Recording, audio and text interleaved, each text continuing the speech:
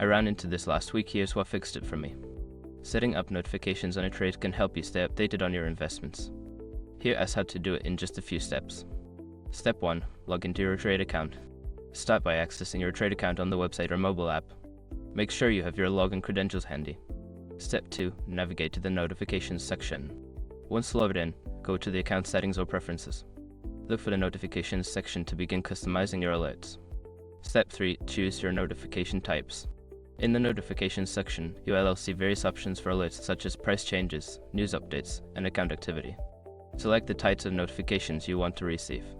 Step 4. Set your preferences.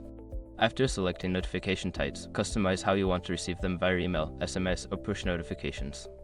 Make sure to enter the correct contact information. Step 5. Save your settings. Finally, review your selections and click the Save button to apply your changes. You should see a confirmation message indicating that your notifications are set up. Remember, if you don't receive notifications, double-check your contact details in the settings. Happy investing!